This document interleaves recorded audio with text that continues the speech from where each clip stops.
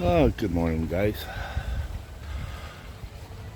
Not a bad day. November 3rd, about 8 degrees. But I know a few of you out there are wondering what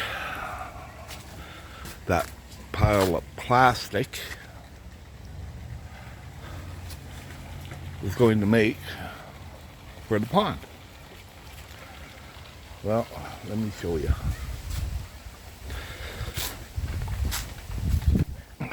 This is one that's still in pieces. I spent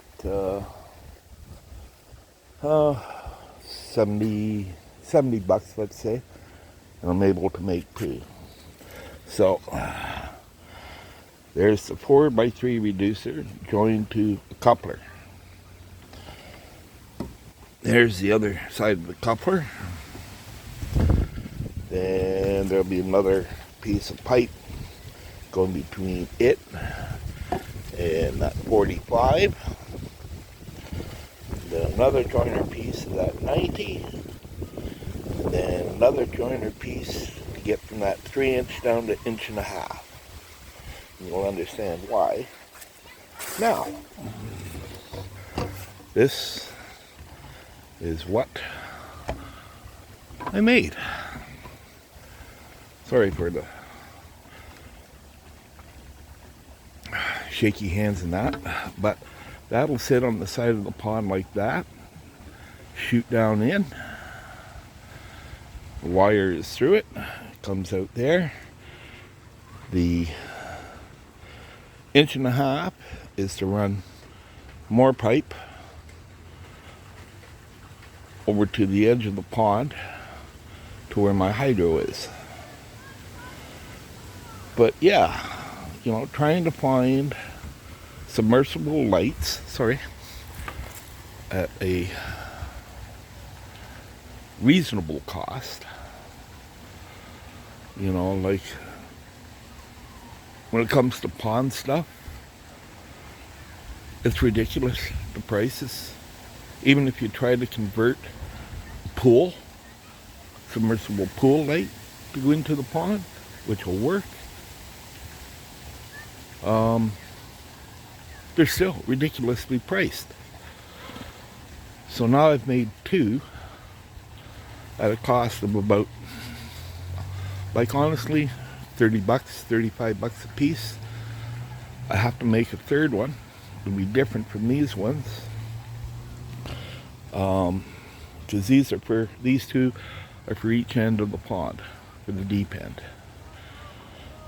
With that, I will make just a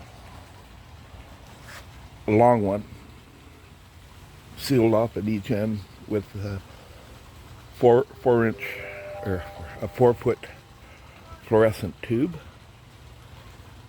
put in it. And of course, I'll have to cut out a window. And what I'll do is I'll show you when it's done, but a piece of plexiglass I'll lay on top of my pipe. I'm just going to use, that'll have to be a 4-inch pipe, so it's big enough for the fluorescent tube. But yeah, I'll cut a window out, a 3-inch window, almost down the full length of it. It'll be about, the pipe will be 5 feet long. I'll cut out 3.5 feet for the window. And you're going to say, well, plexiglass is flat and the pipe is round. How am I going to seal it? Well, that's simple too. If you got the time, plexiglass will mold with a hairdryer. I have a salamander heater that I'll use.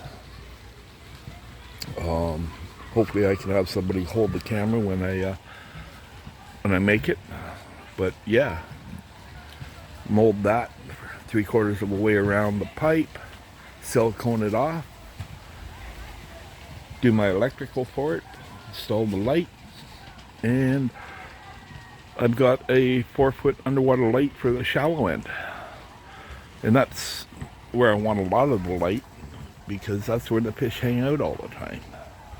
It's up on the bank. But anyways, for the one person that said I was making aircraft hangar, I think he said it was, I started laughing. You were close, buddy. And two people said, well, not sure, I'm stumped. I hope I made you smile and got you thinking. And I said to you, you'll probably make these, you know, especially if you're on a budget. You know, do it yourself is the way to go if you've got the time and energy. And I'll install that light tonight. And once it gets dark, we'll light it up and I'll take a video. And we'll see how bright it is. The lights I have in it, I have a 75 watt LED spotlight, smart light. So I'm having a problem with the lights, trying to sync them to my phone. When they get turned on, they'll be bright white, which will probably be the one I use all the time. But I have also the option of full range of the color spectrum, so I can change the color of the pond. I don't know. We'll see, but it's something I got to work on. I've talked to a couple people about setting these lights up, and they're an absolute pain in the butt to sync to your phone. Anyways, tune back later for seeing the lights in the pond working when it's dark out. Let's see how bright it is at 75 watts. All right, thank you. Have a good day. And don't forget to like and subscribe and leave a comment. Tell me what you think of these things. Bye for now.